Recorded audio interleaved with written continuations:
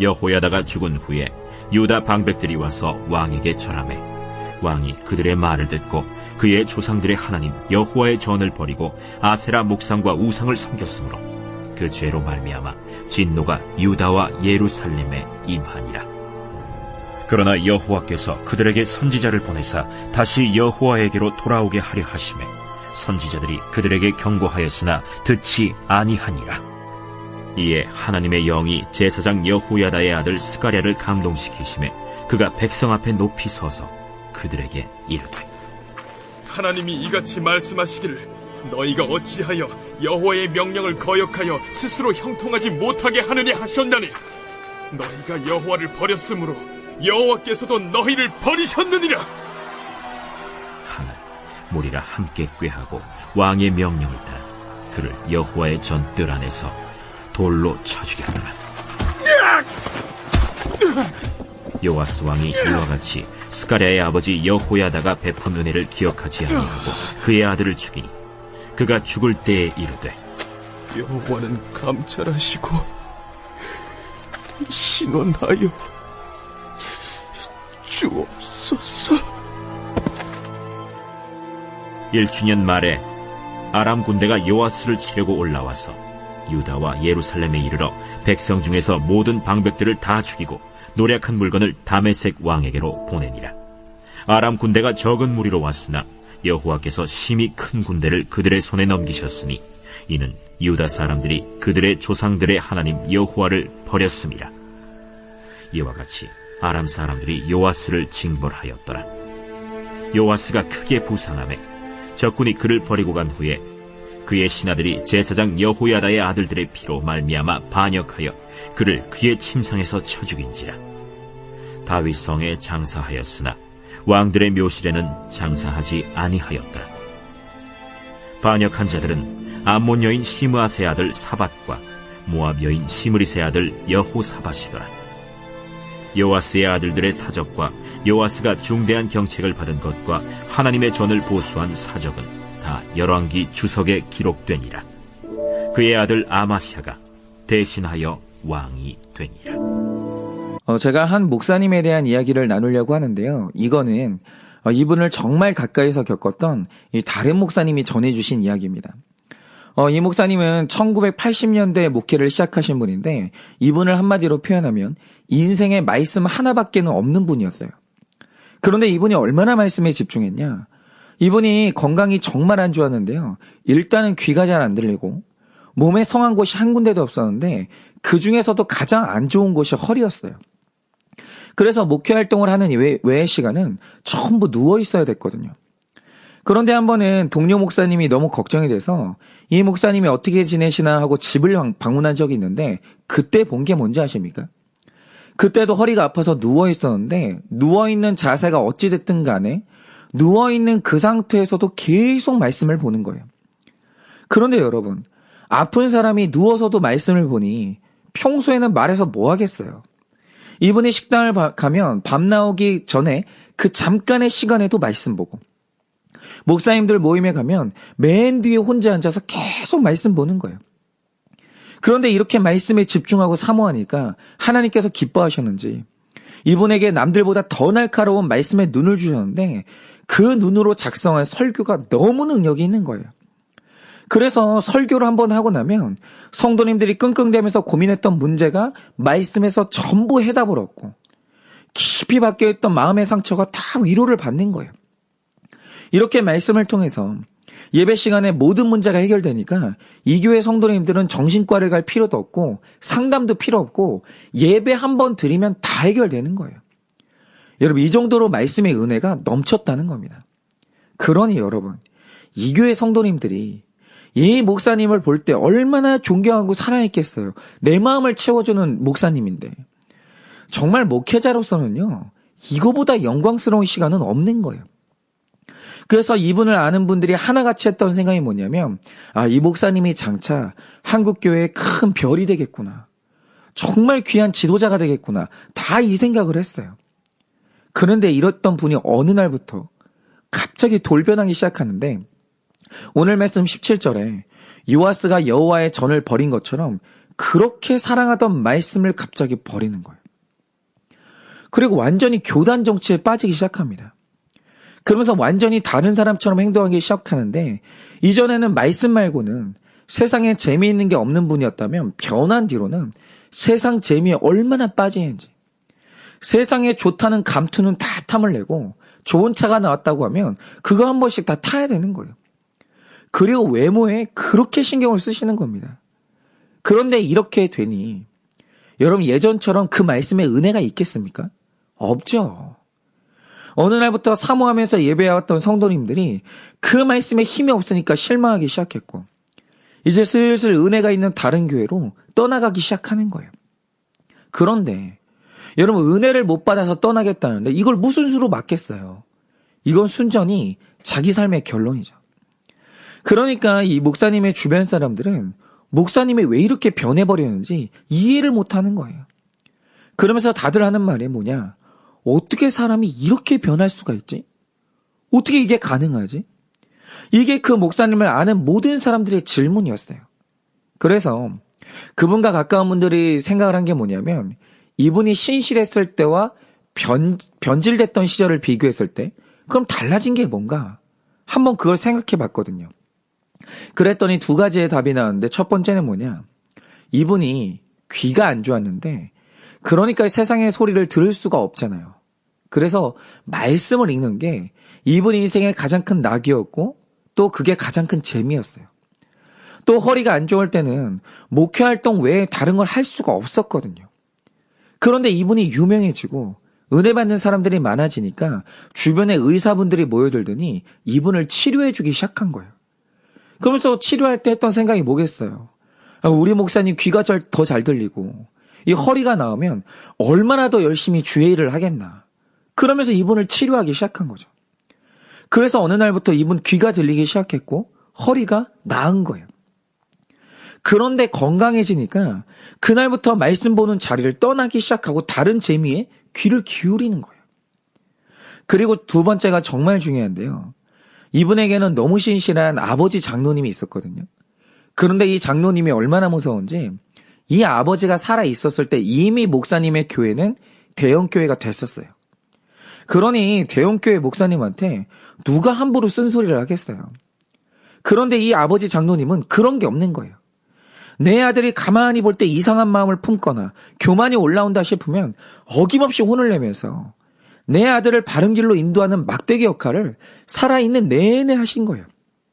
그런데 이 목사님이 변질된 시점이 언제냐고 하면 그 아버지가 돌아가신 그 시점부터 변질되기 시작한 거예요. 그런데 여기서 얻게 되는 교훈이 뭔지 아십니까? 이 목사님이 그동안 보여줬던 신실함 있잖아요. 오직 말씀에 전념하고 교회밖에 모르는 그 모습은 자기 인격이나 능력이 아니라 전적으로 하나님의 은혜였다는 거예요. 그분이 가진 몸의 질병이 그분으로 하여금 말씀과 교회에 머물러 있게 만들었고, 엄격한 아버지가 그분의 욕구를 절제하게 만든 거지, 여러분 그분 스스로가 말씀을 사랑하고 신실해서 이 말씀에 집중하고 사람들의 존경을 받았던 게 아니라는 거예요. 여러분 그 증거가 뭡니까? 내가 신실했던 시절에 나를 둘러싼 그 환경에서 딱 두 개가 사라졌어요. 내 아버지가 사라졌고 내 질병이 사라졌어요. 그랬을 뿐인데 사람이 완전히 돌변하면서 자기 안에 있는 죄성을 제어를 못하더라는 거예요. 그러니까 그동안이라도 이분이 목회를 해왔던 그 이유가 뭐냐면 하나님이 나에게 주신 전적인 은혜 덕분이었던 거예요. 내 능력이 아니었던 거죠. 그러니까 결국 드러나는 게 뭐냐. 이분이 받았던 존경, 그분이 받았던 사랑, 그리고 그분이 가졌던 말씀의 능력은 자신의 것이 아니었다는 거예요. 그래서 지금 뭔가를 이룬 분들은 절대로 교만하면 안 되는 게요. 지금 내가 서 있는 그 환경에서 나를 있게 만든 딱 한 개 혹은 두 개의 은혜만 사라져도 지금 자기가 서 있는 자리는 무너질 수밖에 없다라는 거예요. 내가 잘나서 그 자리에 서 있는 게 아니에요. 그 은혜가 사라지면 누구든지 다 변질될 수밖에 없어요. 저도 마찬가지인 게, 제가 얼마 전에 이제 어머니와 대화를 하다가 제가 그런 말씀을 드린 적이 있습니다. 요즘 좀 삶이 평안한데 고난이 없는 게 불안하다. 이런 말씀을 드렸어요. 그러니까 이제 어머니가 저한테 해주신 말씀이 뭔지 아십니까? 어머니로서 내 아들을 객관적으로 볼 때 드는 생각이 뭐냐? 그래, 만약 지금 네 삶에 한두 가지 고난이 새로 찾아온다고 하자.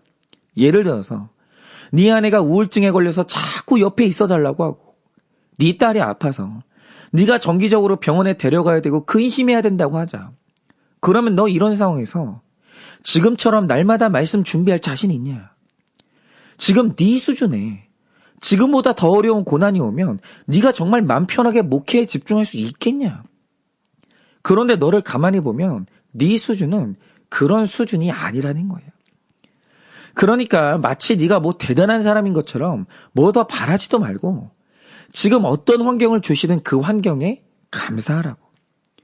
지금 네가 목회를 이 정도라도 하는 것은 네가 뭘 잘해서가 아니라 하나님이 네 수준에 꼭 맞는 목회 환경을 주셨기 때문에 이 정도나마 네가 지금 서 있는 거라고.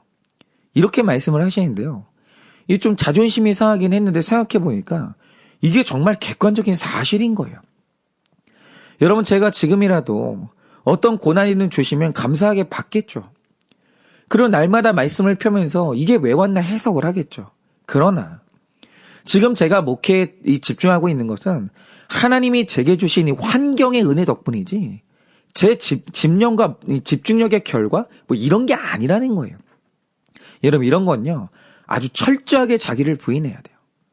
그런데 하나님이 주신 이 완벽한 세팅에서 단 하나 혹은 두 개의 은혜만 사라져도 오늘 저는 완전히 다른 사람이 될 수 있는 거예요.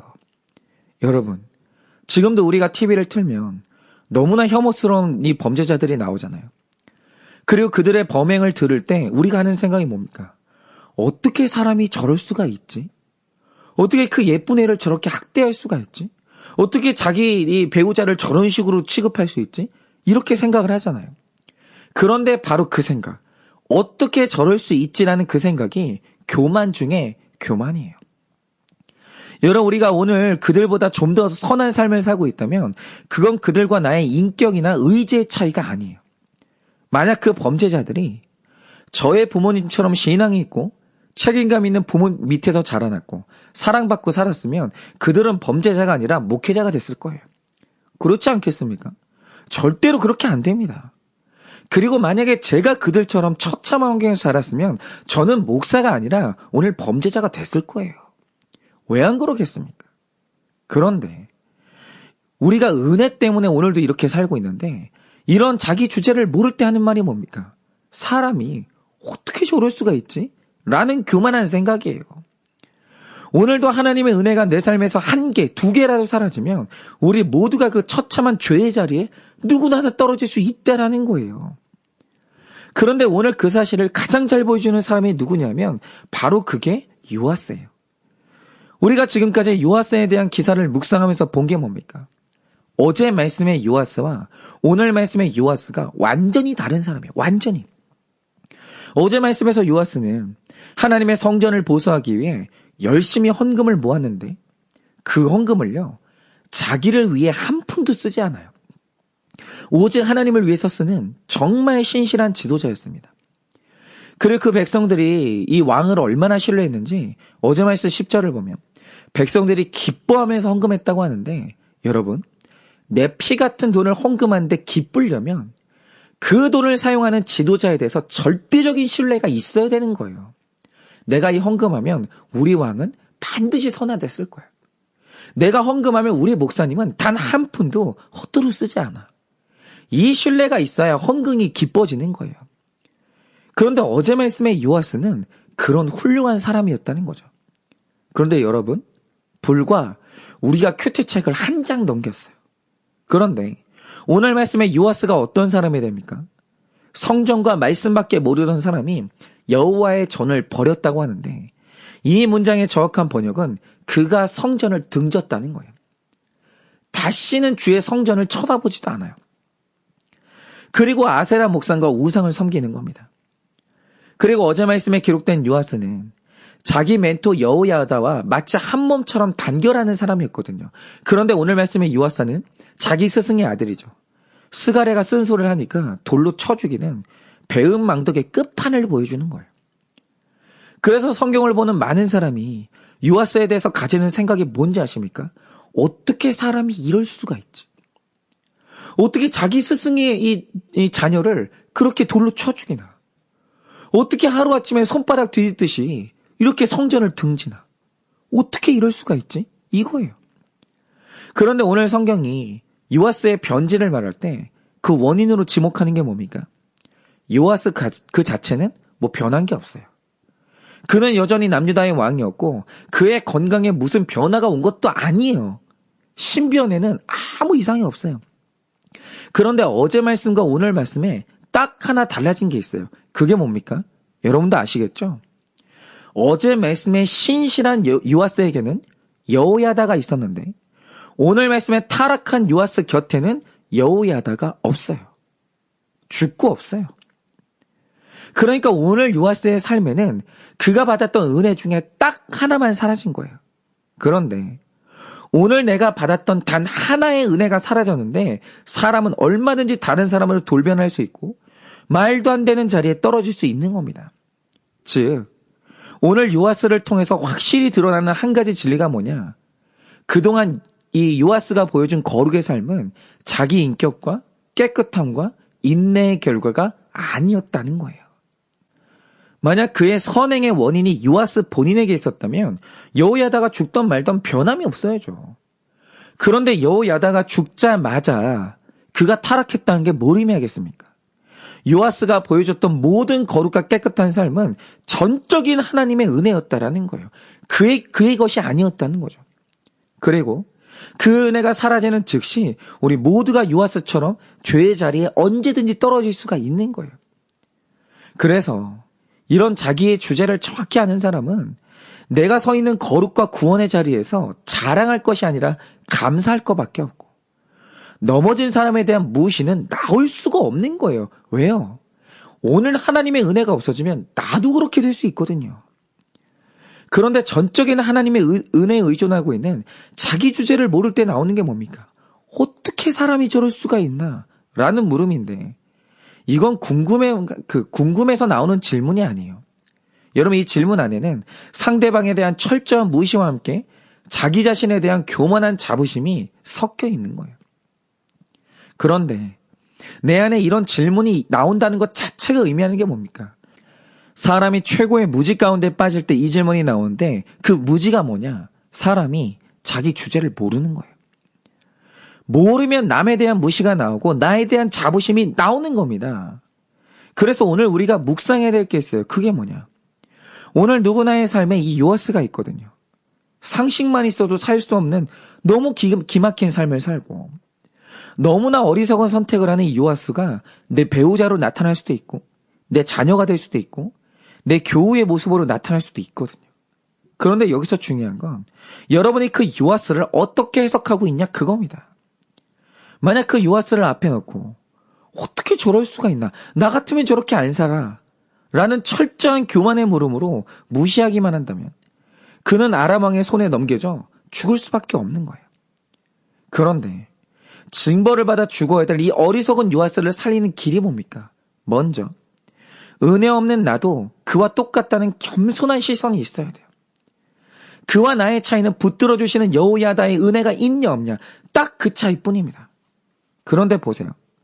은혜 없는 우리는 누구나 다 죄의 자리에 떨어지고 멸망할 수밖에 없는데 이 말을 바꾸면 무슨 뜻이 되겠습니까? 은혜 받는 모든 사람은 회복될 수 있고 은혜가 있는 모든 사람은 구원받을 수 있다라는 거예요. 누구나 다.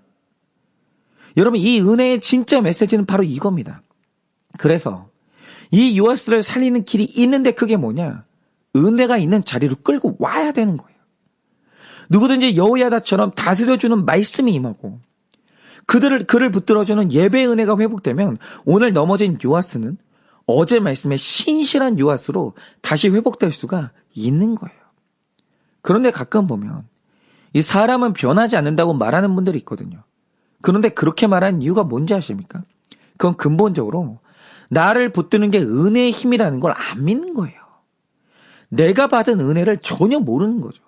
그런데 오늘 내가 은혜 받은 사람은 이 은혜의 힘을 믿는 거예요. 왜요? 어제 말씀과 오늘 말씀의 요아스는 똑같은 사람이지만 은혜가 있을 때 그는 거룩한 요아스예요.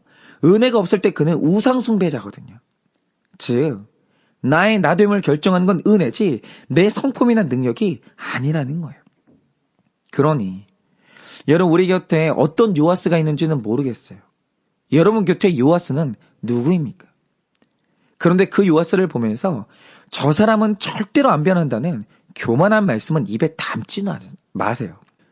그 사람이 어떤 모습을 하고 있든지 은혜의 힘을 믿고 은혜의 자리로 끌고 오세요.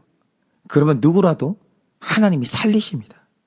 은혜는 그런 능력이 있는 거예요. 여러분 이렇게 우리의 모든 것이 전적인 하나님의 은혜의 힘을 믿고 앞으로 나아가서 정말 우리 곁에 있는 요아스를 살리는 여러분 되시기를 예수님의 이름으로 축원을 드립니다.